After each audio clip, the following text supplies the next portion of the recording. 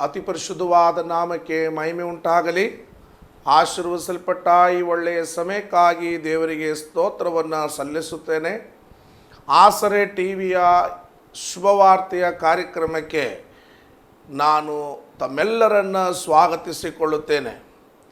ದೈವಿಕವಾದ ದೇವರ ಶುಭ ವಚನಗಳನ್ನು ಕೇಳುವುದಕ್ಕಾಗಿರುವ ಈ ಒಳ್ಳೆಯ ಸಮಯ ಬಹಳ ಗೌರವದಿಂದಲೂ ಭಕ್ತಿಯಿಂದಲೂ ನಾವು ಅದನ್ನು ಕೇಳುವುದಕ್ಕೆ ಕೂತುಕೊಳ್ಳುವುದಾದರೆ ನಮ್ಮನ್ನು ದೇವರು ಆಶೀರ್ವದಿಸುವನಾಗಿದ್ದಾನೆ.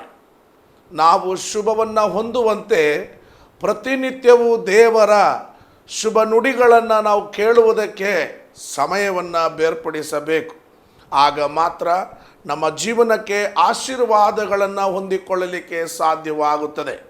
ಈ ದಿನ ದೇವರು ನಮ್ಮೊಟ್ಟಿಗೆ ಮಾತನಾಡುವ ಹಾಗೆ ಒಂದು ವ್ಯಕ್ತಿಯ ಜೀವಿತದಲ್ಲಿ ಶುಭ ಉಂಟಾಗುವ ಒಂದು ಕಾರ್ಯ ನಡೆದದ್ದನ್ನು ಯೇಸು ಕ್ರಿಸ್ತನ ಕಾಲದಲ್ಲಿ ಒಬ್ಬ ವ್ಯಕ್ತಿಯ ಜೀವಿತದಲ್ಲಿ ಒಂದು ಶುಭ ಉಂಟಾದದರ ಕುರಿತಾಗಿರುವ ವಿಷಯವನ್ನು ನಾನು ನಿಮಗೆ ತಿಳಿಯಪಡಿಸಲು ಇಚ್ಛಿಸುತ್ತೇನೆ.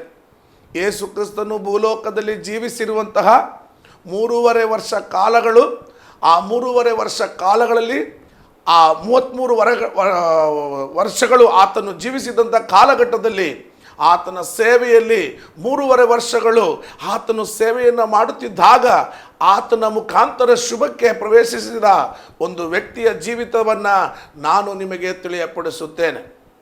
ಲೂಕನು ಬರೆದ ಸುವಾರ್ತೆ 19ನೇ ಅಧ್ಯಾಯ ಅದರ 9ನೇ ವಚನದಲ್ಲಿ ಯೇಸು ನುಡಿಯುವ ಒಂದು ಮಾತನ್ನು ನಾವು ಕೇಳಲಿಕ್ಕೆ ಸಾಧ್ಯ. ಈ ಹೊತ್ತು ಈ ಮನೆಗೆ ರಕ್ಷಣೆಯಾಯಿತು ಎಂದು ಹೇಳುತ್ತಿದ್ದಾನೆ. ಈ ಹೊತ್ತು ಈ ಮನೆಗೆ ರಕ್ಷಣೆಯಾಯಿತು ಎಂದು ಯೇಸು ಕ್ರಿಸ್ತನು ಹೇಳುತ್ತಾ ಇದ್ದಾನೆ. ನಮ್ಮ ಕರ್ತನಾದ ಯೇಸು ಕ್ರಿಸ್ತನು ಆತನು ಹಳ್ಳಿಗಳನ್ನು ಬಿಟ್ಟು ಹಳ್ಳಿಗಳಿಗೆ, ಪಟ್ಟಣಗಳನ್ನು ಬಿಟ್ಟು ಪಟ್ಟಣಗಳಿಗೆ ಸಂಚಾರ ಮಾಡಿ ಸುವಾರ್ತೆಯನ್ನು ಸಾರುತ್ತಿದ್ದಂಥ ವ್ಯಕ್ತಿಯಾಗಿ ನಾವು ಕಾಣುತ್ತೇವೆ. ಯೇಸು ಸ್ವಾಮಿಯನ್ನು ಅನೇಕರು ಹಿಂಬಾಲಿಸುತ್ತಿರುವುದನ್ನು ನಾವು ನೋಡುತ್ತೇವೆ. ಯೇಸುವನ್ನು ನೋಡುವುದಕ್ಕೂ ಮುಟ್ಟುವುದಕ್ಕೂ, ಯೇಸುವಿನ ಶಬ್ದವನ್ನು ನುಡಿಗಳನ್ನು ಕೇಳುವುದಕ್ಕೂ, ಆತನ ಕೈಗಳನ್ನು ತಮ್ಮ ಮಕ್ಕಳ ಮೇಲೆ ಇಟ್ಟುಕೊಂಡು ಪ್ರಾರ್ಥಿಸುವುದಕ್ಕೂ, ದೆವ್ವ ಭೂತ ಪಿಶಾಚಿಗಳಿಂದ ಬಿಡುಗಡೆಯನ್ನು ಹೊಂದುವುದಕ್ಕೂ ಯೇಸುವನ್ನು ಅನೇಕರು ಹಿಂಬಾಲಿಸಿಕೊಂಡು ಬರುತ್ತಿರುವಂಥದ್ದನ್ನು ನಾವು ಸುವಾರ್ತೆಗಳಲ್ಲಿ ನಾವು ನೋಡುತ್ತೇವೆ. ಹೀಗೆ ಒಂದು ಬಾರಿ ಯೇಸು ಕ್ರಿಸ್ತನು ಆತನು ಯೆರಿಕೋ ಊರನ್ನು ಹೊಕ್ಕು ದಾಟಿ ಆ ಯೇಸು ಕ್ರಿಸ್ತನು ಹೋಗುತ್ತಿರುವಂಥ ವೇಳೆಯಲ್ಲಿ ಅಲ್ಲಿ ಜಕಾಯನೆಂಬ ಹೆಸರುಳ್ಳ ಒಬ್ಬ ಮನುಷ್ಯನಿದ್ದನು. ಅವನು ಸುಂಕದ ಗುತ್ತಿಗೆದಾರನು ಮತ್ತು ಐಶ್ವರ್ಯವಂತನು ಆಗಿದ್ದನು ಎಂಬುದಾಗಿ ನಾವು ಸತ್ಯವೇದ ವಾಕ್ಯ ಲೂಕನು ಬರೆದ ಸುವಾರ್ತೆ 19ನೇ ಅಧ್ಯಾಯದಲ್ಲಿ ನೋಡುತ್ತೇವೆ. ಈ ವ್ಯಕ್ತಿ ಯೇಸುವನ್ನು ನೋಡುವುದಕ್ಕೆ ಬಯಸಿದನು. ಯೇಸುವನ್ನು ನೋಡುವುದಕ್ಕೆ ಬಯಸಿದ ಈ ಜಕಾಯನ ಜೀವಿತದ ಬಗ್ಗೆ ಅವನ ಮನೆಯೊಳಗಡೆ ನಿಂತುಕೊಂಡು ಯೇಸು ಹೇಳಿದ ಮಾತಾಗಿದೆ, ಈ ಮನೆಗೆ ಈ ಹೊತ್ತು ರಕ್ಷಣೆ ಆಯಿತು ಎಂದು ಹೇಳಲಿಕ್ಕೆ ಈ ವಚನ ಕಾರಣವಾಯಿತು. ಮೊದಲನಾಗಿ ನನ್ನ ನಿನ್ನ ಕುಟುಂಬಕ್ಕೆ ಒಂದು ರಕ್ಷಣೆ ಬೇಕಾ? ನನ್ನ ನಿನ್ನ ಜೀವಿತಕ್ಕೆ ಒಂದು ಸಮಾಧಾನ ಬೇಕಾ? ನನ್ನ ನಿಮ್ಮ ಜೀವಿತದಲ್ಲಿ ದೈವಿಕವಾದ ರಕ್ಷಣೆ ನನ್ನದಾಗಿಸಿಕೊಳ್ಳಬೇಕಾ? ದೇವರು ನಮಗೆ ಕೊಡುವ ರಕ್ಷಣೆಯೇ ದೊಡ್ಡ ರಕ್ಷಣೆ. ನಾವು ನಮ್ಮ ರಕ್ಷಣೆಗಾಗಿ ಅನೇಕ ಸಂಗತಿಗಳನ್ನ ನಾವು ಮಾಡುತ್ತೇವೆ. ಆದರೆ ಆ ರಕ್ಷಣೆಯ ನಮ್ಮ ಜೀವಿತದಿಂದ ನಾವು ಮಾಡತಕ್ಕಂಥ ಕಾರ್ಯಗಳು ನಮ್ಮನ್ನು ರಕ್ಷಿಸುವುದಿಲ್ಲ. ಸ್ವಯಂ ತನ್ನನ್ನು ತಾನು ರಕ್ಷಿಸಿಕೊಳ್ಳುವುದಕ್ಕೋಸ್ಕರ ಮನುಷ್ಯನು ಏನೆಲ್ಲ ಕಂಡುಹಿಡಿಯುತ್ತಾನೋ ಅದೆಲ್ಲವೂ ಅವನ ನಾಶನಕ್ಕೆ ಕಾರಣವಾಗುತ್ತದೆ. ಅವನ ಸುರಕ್ಷತೆಯನ್ನು ಇಲ್ಲದಂತೆ ಮಾಡುವಂಥದ್ದಾಗಿದೆ. ಆದುದರಿಂದ ದೇವರ ರಕ್ಷಣೆಯಲ್ಲಿ ನಾವು ನೀವುಗಳು ಪ್ರವೇಶಿಸುವುದು ಬಹಳ ಪ್ರಾಮುಖ್ಯವಾಗಿದೆ. ಯೇಸು ಜಕಾಯನ ಮನೆಯ ಒಳಗೆ ಹೋಗಿ ಅಲ್ಲಿ ನಿಂತುಕೊಂಡು ಹೇಳುತ್ತಾ ಇದ್ದಾನೆ, ಈ ಹೊತ್ತು ಈ ಮನೆಗೆ ರಕ್ಷಣೆ ಆಯಿತು. ಜಕಾಯನ ಕುಟುಂಬಕ್ಕೆ, ಜಕಾಯನ ಮನೆಗೆ ರಕ್ಷಣೆ ಯೇಸು ಸ್ವಾಮಿ ಪ್ರಖ್ಯಾಪನೆ ಮಾಡಲಿಕ್ಕೆ 4 ಸಂಗತಿಗಳು ಇದ್ದವೆಂಬುದಾಗಿ ನಾವು ನೋಡಲಿಕ್ಕೆ ಸಾಧ್ಯ. ಮೊಟ್ಟ ಮೊದಲನೇದಾಗಿ ಅವನು ಯೇಸುವನ್ನು ನೋಡಬೇಕೆನ್ನುವ ಅಪೇಕ್ಷೆಯುಳ್ಳವನಾಗಿದ್ದನು. ನಿನ್ನ ನನ್ನ ಜೀವನದಲ್ಲಿ ಯೇಸುವನ್ನು ನೋಡುವುದಕ್ಕೂ ಯೇಸುವಿನ ಬಗ್ಗೆ ಕೇಳುವುದಕ್ಕೂ ನಿನಗೆ ದಾಹವಿದೆಯಾ? ಇವತ್ತು ಲೋಕಕ್ಕೆ ಯೇಸುವಿನ ಬಗ್ಗೆ ಪರಿಚಯ ಪಡಿಸುವಾಗ, ಯೇಸುವಿನ ಕುರಿತು ಹೇಳಲಿಕ್ಕೆ ಹೋಗುವಾಗ, ಯೇಸುವಿನ ಬಗ್ಗೆ ಹೇಳುವಾಗ ಅನೇಕರು ಆ ಯೇಸುವಿನ ಕುರಿತಾಗಿರುವ ವಾರ್ತೆಯನ್ನು ತುಚ್ಛೀಕರಿಸುತ್ತಾರೆ, ಅದನ್ನು ಹೀನಾಯವಾಗಿ ಕಾಣುತ್ತಾರೆ. ಅಥವಾ ಆ ಶುಭ ವಾರ್ತೆಯ ಯೇಸುವಿನ ಪರಿಚಯ ಕೊಡುವವರನ್ನು ಅನೇಕರು ಎದುರಿಸಿ ಆ ಯೇಸುವಿನ ಕುರಿತಾಗಿರುವ ಮಾತು ಅವನು ಕೇಳದೆ ಹೋಗುತ್ತಾನೆ. ಆದರೆ ಇಲ್ಲಿ ಜಕಾಯನ ವಿಷಯದಲ್ಲಿ ನಾವು ನೋಡುವಾಗ ಯೇಸುವನ್ನು ಕುರಿತಾಗಿ ಕೇಳುವುದಕ್ಕೂ ಯೇಸುವನ್ನು ನೋಡುವುದಕ್ಕೂ ಅಪೇಕ್ಷೆಯುಳ್ಳವನಾಗಿದ್ದನು. ಆದುದರಿಂದ ಅವನು ಯೇಸು ಹಾದು ಹೋಗುತ್ತಿರುವ ಮಾರ್ಗದಲ್ಲಿರುವ ಆ ಒಂದು ಮರದ ಮೇಲೆ ಏರಿ ಕುಳಿತುಕೊಂಡು ಇವನು ಯೇಸುವನ್ನು ನೋಡಲು ಅಪೇಕ್ಷಿಸಿದನು. ನೋಡ್ರಿ, ನಿಮ್ಮ ನಮ್ಮ ಕುಟುಂಬದಲ್ಲಿ ಒಂದು ರಕ್ಷಣೆ ಬೇಕಾ? ನಿಮ್ಮ ನಮ್ಮ ಮನೆಯಲ್ಲಿ ಸಮಾಧಾನ ಬೇಕಾ? ನಿಮ್ಮ ನಮ್ಮ ತಲೆಮಾರುಗಳಿಗೆ ಒಂದು ರಕ್ಷಣೆ ಬೇಕಾ? ಹಾಗಾದರೆ ನಿಮ್ಮೊಳಗಡೆ ನಮ್ಮೊಳಗಡೆ ಈ ಯೇಸುವನ್ನು ನೋಡಬೇಕೆನ್ನುವ ಒಂದು ಅಪೇಕ್ಷೆ ಒಳಗೆ ಚುಮ್ಮಿಕೊಂಡು ಬರಲಿ. ಜೀವನದಲ್ಲಿ ಒಂದು ದಾಹ ಬರಲಿ. ದೇವರನ್ನ ನಾನು ನೋಡಬೇಕು, ಯೇಸುವನ್ನು ನಾನು ನೋಡಬೇಕು, ಯೇಸುವನ್ನು ನಾನು ಹಿಂಬಾಲಿಸಬೇಕು, ಯೇಸು ಎಂಥವನಾಗಿದ್ದಾನೆ ಎಂದು ನಾನು ಗ್ರಹಿಸಿಕೊಳ್ಳಬೇಕೆನ್ನುವ ಒಂದು ಅಪೇಕ್ಷೆ, ಒಂದು ಮನಸ್ಸಿನಲ್ಲಿ ಒಂದು ಬಯಕೆ ನಿನಗೆ ಬರುವುದಾದರೆ ಖಂಡಿತ ನಿನ್ನ ಕುಟುಂಬವನ್ನ ಆ ಯೇಸು ಸ್ಪಂದಿಸುತ್ತಾನೆ.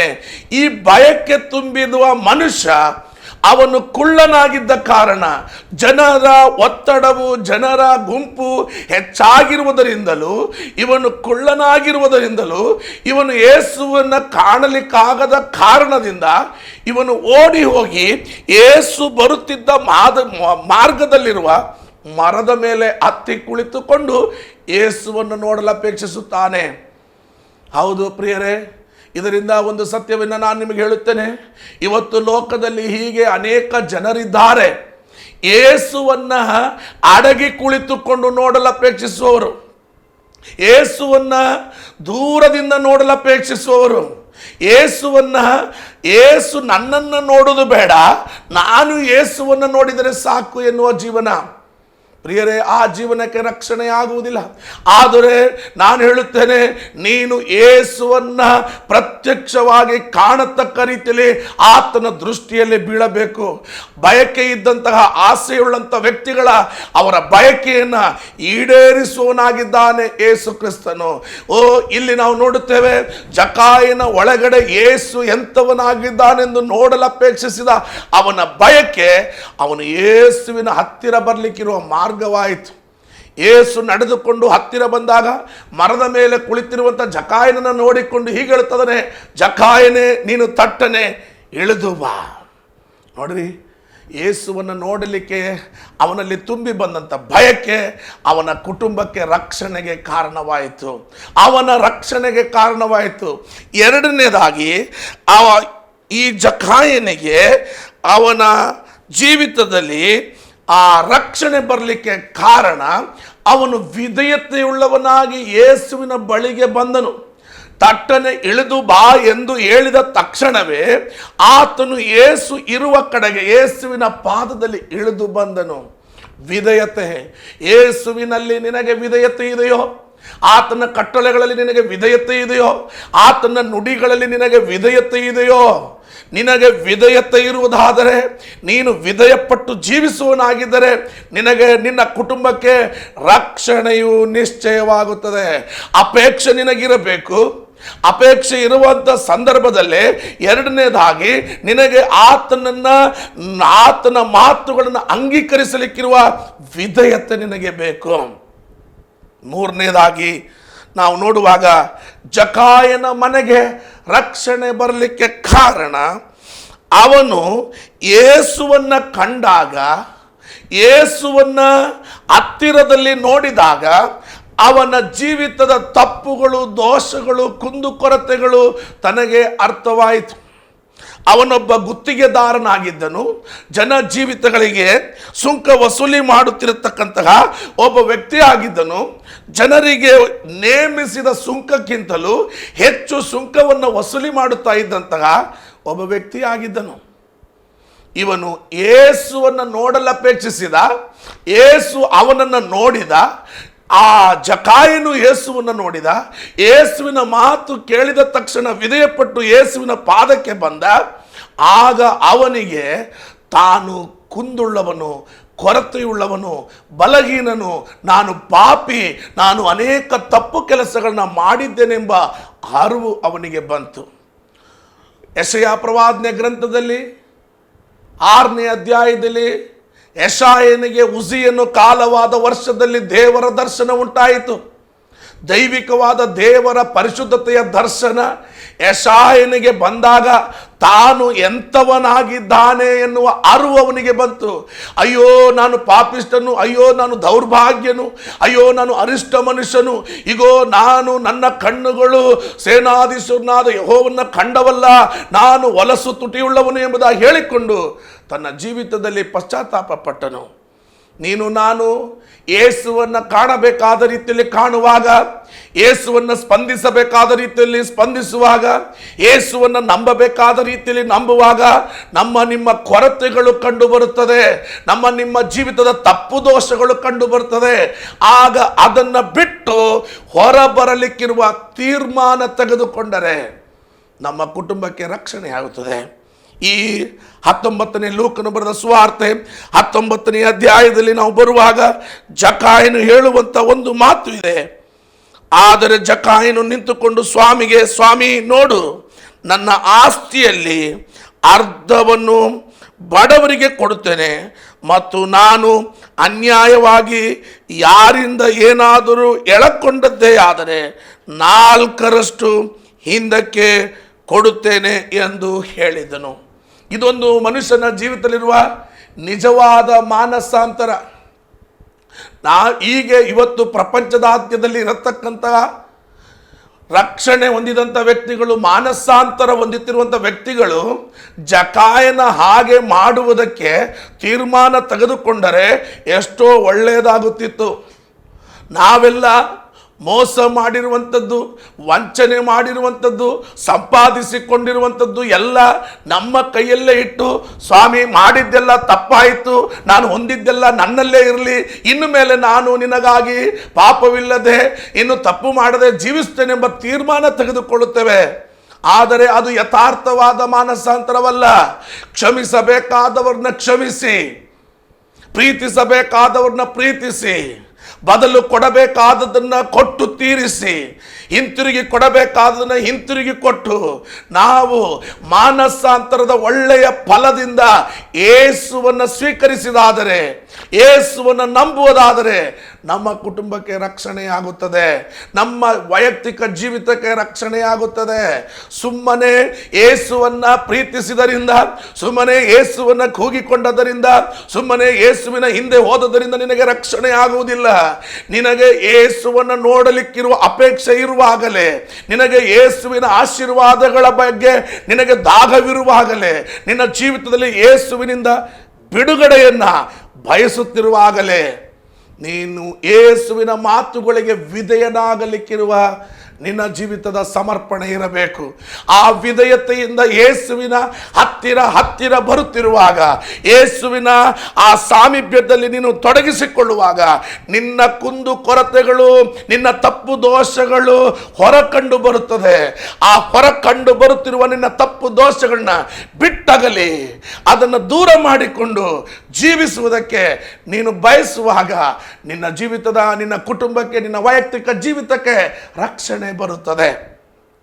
ಯೇಸು ನಿನ್ನ ಜೀವಿತದಲ್ಲಿ ಹತ್ತಿರವಾಗಿದ್ದಾನ? ನೀನು ಯೇಸುವನ್ನು ತಿಳಿದುಕೊಂಡಿದ್ದೀಯಾ? ಯೇಸು ನಿನ್ನನ್ನು ತಿಳಿದುಕೊಂಡಿದ್ದಾನ?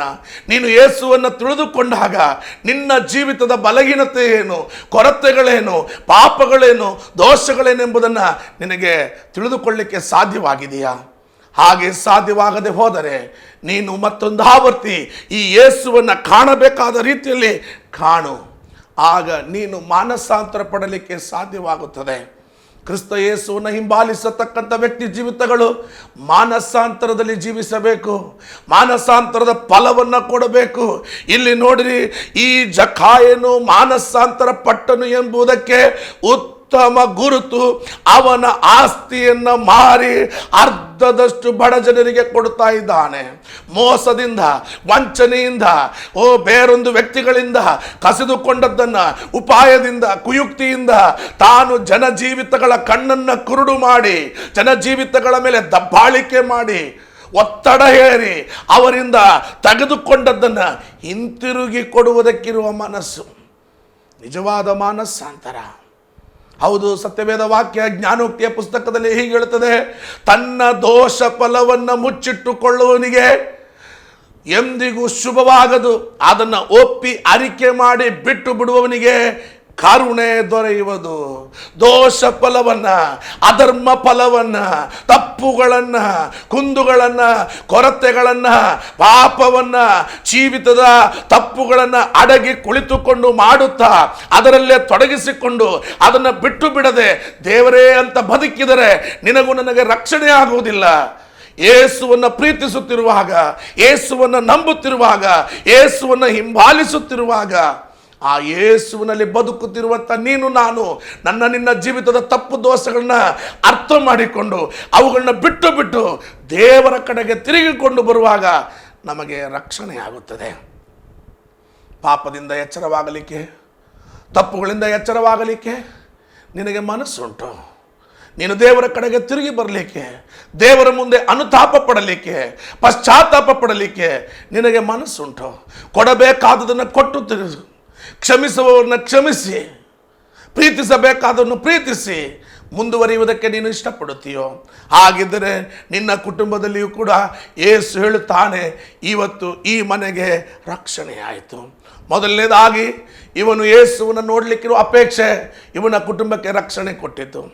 ಎರಡನೇದಾಗಿ ಇವನು ಯೇಸು ಹೇಳಿದ ತಕ್ಷಣ ಇಳಿದು ತನ್ನ ಪಾದದಲ್ಲಿ ನಿಲ್ಲುವ ಅವನ ವಿಧೇಯತೆ ಅವನ ಕುಟುಂಬಕ್ಕೆ ರಕ್ಷಣೆಯನ್ನು ಕೊಟ್ಟಿತು. 3, ಅವನಲ್ಲಿ ಬಂದಂತಹ ಮಾನಸಾಂತರದ ಪರಿವರ್ತನೆ ಅವನ ಕುಟುಂಬಕ್ಕೆ ರಕ್ಷಣೆಯು ಖಚಿತಪಡಿಸಿತ್ತು. ನಿನ್ನ ಜೀವಿತದಲ್ಲಿ ನೋಡಲಿಕ್ಕಿರುವ ಅಪೇಕ್ಷೆ ಇದೆಯಾ? ನಿನ್ನ ಜೀವಿತದಲ್ಲಿ ಆ ಯೇಸುವನ್ನ ವಿಧೇಯದಿಂದ, ಯೇಸುವಿನ ಮಾತಿನಂತೆ ನೀನು ವಿಧೇಯ ಪಡಲಿಕ್ಕೆ ನಿನಗೆ ಸನ್ಮನಸ್ಸುಂಟಾ? ಆ ವಿಧೇಯತೆಯಿಂದ ಇಳಿದು ಬಂದಂಥ ಯೇಸುವಿನಲ್ಲಿ ಒಂದು ಮನ ಪರಿವರ್ತನೆಯ, ಒಂದು ಜೀವನದ ಮಾನಸಾಂತರದ ಅನುಭವದಲ್ಲಿ ನಿನ್ನನ್ನು ತೊಡಗಿಸಿಕೊಳ್ಳಿಕ್ಕೆ ನಿನಗೆ ಮನಸ್ಸಿದೆಯಾ? ಹಾಗಾದರೆ ಖಂಡಿತವಾಗಿ ನಿನ್ನ ಕುಟುಂಬಕ್ಕೆ ಯೇಸು ರಕ್ಷಣೆಯನ್ನು ಕೊಡುತ್ತಾನೆ. 4ನೇದಾಗಿ ಈ ಮನೆಗೆ ರಕ್ಷಣೆ ಬರಲಿಕ್ಕೆ ಕಾರಣ ಯೇಸು ಈ ಜಕಾಯನ ಮನೆಗೆ ಕರಕೊಂಡು ಹೋದನು. ನೋಡ್ರಿ, ಯೇಸು ಈ ಜಕಾಯನ ಮನೆಗೆ ಹೋದದ್ದರಿಂದ ಅವನ ಮನೆಗೆ ರಕ್ಷಣೆಯಾಯಿತು. ಇಂದು ಅನೇಕರ ಕುಟುಂಬದ ಹೊರಗಡೆ ಯೇಸು ಇದ್ದಾನೆ, ಒಳಗೆ ಯೇಸು ಪ್ರವೇಶಿಸಲಿಲ್ಲ. ನಿನ್ನ ಜೀವನದ ಹೊರಗಡೆ ಯೇಸು ಇರುವಾಗ ನಿನಗೆ ರಕ್ಷಣೆ ಇಲ್ಲ. ಯೇಸು ನಿನ್ನ ಜೀವನದ ಒಳಗೆ ಬರಬೇಕು. ಯೇಸು ನಿನ್ನ ಮನೆಯ ಒಳಗೆ ಪ್ರವೇಶಿಸಬೇಕು. ಯೇಸು ನಿನ್ನ ಹೃದಯವೆಂಬ ಒಳಗಡೆ ಆತನು ಪ್ರವೇಶಿಸಬೇಕು. ಅನೇಕರ ಜೀವಿತದಲ್ಲಿ ಯೇಸು ಬಾಯಿಯಲ್ಲಿದ್ದಾನೆ ಅಷ್ಟೇ, ಆದರೆ ಒಳಗಡೆ ಇಲ್ಲ. ಅನೇಕರ ಜೀವನದಲ್ಲಿ ಯೇಸು ಮನೆಯ ಬಾಗಿಲಿನಲ್ಲಿದ್ದಾನೆ, ಯೇಸು ಮನೆಯೊಳಗಡೆ ಇಲ್ಲ. ಕೆಲವು ಮನೆಗಳಲ್ಲಿ, ಕೆಲವು ಕುಟುಂಬಗಳಲ್ಲಿ ನಾವು ನೋಡುವಾಗ ಯೇಸು ಈ ಮನೆಯ ಯಜಮಾನನೆಂದು ಬರೆದಿರುತ್ತಾರೆ. ಅದು ಎಲ್ಲಿ? ನಾವು ಎಂಟರ್ ಆಗುವ ಬಾಗಿಲಿನ ಮೇಲೆ ಮಾತ್ರ. ಆದರೆ ಮನೆಯೊಳಗಡೆ ಎಲ್ಲ ಯಜಮಾನನು ಯಾರು? ನಾವುಗಳೇ. ಹಾಗೆ ಅಲ್ಲ ಪ್ರಿಯರೇ, ಯೇಸು ಕ್ರಿಸ್ತನಿಗೆ ನಿನ್ನ ಜೀವನದ ಒಳಗಡೆ ಯಜಮಾನತ್ವವನ್ನು ಕೊಡಬೇಕು. ಯೇಸು ನಿನ್ನ ಮನೆಯ ಬಾಗಿಲಲ್ಲಿ ಅಲ್ಲ, ಯೇಸು ನಿನ್ನ ಜೀವನದ ಹೊರಗಡೆ ಅಲ್ಲ, ಯೇಸು ನಿನ್ನ ಮನೆಯ ಒಳಗೆ ಬರಬೇಕು. ಯೇಸು ನಿನ್ನ ಹೃದಯದ ಒಳಗಡೆ ಇರಬೇಕು. ಆಗ ನಿನ್ನ ಕುಟುಂಬಕ್ಕೆ ಯೇಸು ರಕ್ಷಣೆಯನ್ನು ಘೋಷಿಸುತ್ತಾನೆ. ಯೇಸು ನಿನ್ನ ಒಳಗಡೆ ಬರಬೇಕಾದರೆ, ಯೇಸು ನಿನ್ನ ಮನೆಯ ಒಳಗೆ ಇರಬೇಕಾದರೆ, ಯೇಸುವಿಗೆ ಇಷ್ಟವಲ್ಲದ ಎಲ್ಲವನ್ನ ನೀನು ನಿನ್ನ ಮನೆಯಿಂದಲೂ ನಿನ್ನ ಹೃದಯದಿಂದಲೂ ಹೊರಗೆ ಹಾಕಬೇಕು. ಎಲ್ಲ ಅಶುದ್ಧತ್ವ ಇರುವಲ್ಲಿ, ಎಲ್ಲ ತಪ್ಪು ದೋಷಗಳಿರುವಲ್ಲಿ, ಎಲ್ಲ ಕುಂದುಕೊರತೆಗಳಿರಲಿ, ಎಲ್ಲ ಅಧರ್ಮಗಳಿರುವಲ್ಲಿ ಆತನು ಬರುವವನಲ್ಲ, ಆತನು ಇರುವವನಲ್ಲ. ನಿನ್ನ ಜೀವನವನ್ನು ಶುದ್ಧ ಮಾಡಬೇಕು. ಆಗ ನಿನ್ನೊಳಗಡೆ ಯೇಸು ಬರುತ್ತಾನೆ. ನೋಡ್ರಿ, ಈ 4 ಸಂಗತಿಗಳು ಈ ಜಕಾಯನ ಕುಟುಂಬಕ್ಕೆ ರಕ್ಷಣೆಯನ್ನು ಘೋಷಿಸುವಂತೆ ಸಾಧ್ಯವಾಯಿತು. ಮಾತ್ರವಲ್ಲ, ಈ ದಿನ ನಾನು ನಿಮಗೆ ಹೇಳುತ್ತೇನೆ, ನಾನು ನಿಮ್ಮನ್ನು ಆಹ್ವಾನ ಮಾಡುತ್ತಾ ಇದ್ದೇನೆ. ಈ ಯೇಸುವಿಗೆ ನೋಡುವ ಅಪೇಕ್ಷೆಯುಳ್ಳವರಾಗಿರಿ.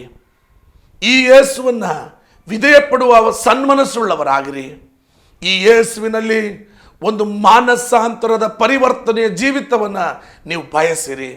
ಈ ಯೇಸುವನ್ನು ನಿಮ್ಮ ಜೀವನದ ಒಳಗೂ ನಿಮ್ಮ ಕುಟುಂಬದ ಒಳಗೂ ಕರೆಯುವುದಕ್ಕೆ ಮನಸ್ಸು ಮಾಡಿರಿ. ತಾರುಮಾರಾಗಿ ಹೋಗಿರುವ, ಒಡೆದು ಹೋಗಿರುವ, ಅಶಾಂತಿಯಿಂದ ತುಂಬಿರುವ, ಜೀವನದಲ್ಲಿ ನೊಂದು ಹೋಗಿರುವ ನಿನ್ನ ಕುಟುಂಬಕ್ಕೆ ರಕ್ಷಣೆಯನ್ನು ಕೊಡುತ್ತಾನೆ. ಯೇಸು ಇರುವ ಮನೆಯಲ್ಲಿ ಆನಂದ ಆನಂದ. ಯೇಸು ಇರುವ ಮನೆಯಲ್ಲಿ ಜೀವನದಲ್ಲಿ ಎಂದಿಗೂ ಸಮಾಧಾನ, ಶಾಂತಿ ಇದೆ ಎಂದು ನಾವು ನೋಡುತ್ತೇವೆ. ಯೇಸು ಇಲ್ಲದ ಜೀವನ, ಶಾಂತಿ ಇಲ್ಲ, ಸಮಾಧಾನವಿಲ್ಲ. ನಿನ್ನ ಮನೆಗೆ ರಕ್ಷಣೆ ಬೇಕಾದರೆ ಈ ಯೇಸುವನ್ನು ನೀನು ಅಂಗೀಕರಿಸು. ಪೌಲನು ಸೆರೆಮನೆಯ ಶತಾಧಿಪತಿ ಹೇಳ್ತಾ ಇದ್ದಾನೆ, ಮೊದಲು ಕರ್ತನಾದ ಯೇಸು ಕ್ರಿಸ್ತನ ಮೇಲೆ ನಿನ್ನ ನಂಬಿಕೆ ಇಡು, ಆಗ ನೀನು ನಿನ್ನ ಕುಟುಂಬವು ರಕ್ಷಿಸಲ್ಪಡುವುದೆಂದು. ಅದಕ್ಕಾಗಿ ನೀನು ಒಪ್ಪಿಸಿಕೊಡು. ಕಣ್ಣುಗಳನ್ನು ಮುಚ್ಚೋಣ, ಪ್ರಾರ್ಥಿಸೋಣ. ಸ್ವಾಮಿ, ರಕ್ಷಣೆ ಸೌಭಾಗ್ಯವನ್ನು ಕಾಣದೇ ಇರುವ ವ್ಯಕ್ತಿ ಜೀವಿತಗಳಿಗೆ ರಕ್ಷಣೆ ಒದಗಿ ಬರಬೇಕಾದರೆ ಏನು ಮಾರ್ಗ ಎಂಬ ಈ ದಿವ್ಯ ಸಂದೇಶವನ್ನು ಕೇಳಿದ ಜನಜೀವಿತಗಳ ಒಳಗಡೆ ಯೇಸುವೆ ನಿನ್ನನ್ನು ನೋಡುವ ಅಪೇಕ್ಷೆಯನ್ನು ಕೊಡು. ಯೇಸುವೆ ನಿನ್ನ ಮಾತಿಗೆ ವಿಧೇಯಪಡುವ ಜೀವನವನ್ನು ಕೊಡು. ಯೇಸುವೆ ನಿನ್ನಲ್ಲಿರುವ ಒಳ್ಳೆಯ ಮಾನಸಾಂತರದ ಪರಿವರ್ತನೆಯ ಜೀವಿತವನ್ನು ಮಾಡುವುದಕ್ಕೆ ಅವರಿಗೆ ಅವಕಾಶವನ್ನು ಕೊಡು. ಅದರ ನಿಮಿತ್ತಾರ್ಥ ನೀನು ಅವರ ಮನೆಯ ಜೀವಿತದ ಒಳಗಡೆ ಪ್ರವೇಶಿಸು, ಅವರ ಹೃದಯದೊಳಗಡೆ ಪ್ರವೇಶಿಸಿ ಜಕಾಯನ ಮನೆಗೆ ರಕ್ಷಣೆಯು ಪ್ರಖ್ಯಾಪಿಸಿದಂತೆ ಈ ವಚನ ಸಂದೇಶವನ್ನು ಕೇಳುವ ವ್ಯಕ್ತಿ ಜೀವಿತಗಳಲ್ಲಿ ದೇವರೇ ನೀನು ಪ್ರವೇಶಿಸಿ ಅವರ ಜೀವನ ಪರಿವರ್ತನೆ ನಿಮಿತ್ತ, ಅಪೇಕ್ಷೆಯ ನಿಮಿತ್ತ, ವಿಧೇಯತೆಯ ನಿಮಿತ್ತ ನೀನು ಅವರಿಗೆ ರಕ್ಷಣೆಯನ್ನು ನೀಡೆಂದು ಪ್ರಾರ್ಥಿಸುತ್ತೇವೆ. ಹಾಗೆ ನೀನು ಮಾಡುತ್ತಿ ಎಂದು ನಂಬಿ ಯೇಸುವೆ ನಿನ್ನ ನಾಮದಲ್ಲಿ ಪ್ರಾರ್ಥಿಸಿ ಬೇಡಿ ಪಡೆದಿದ್ದೇವೆ ಪರಮ ತಂದೆ.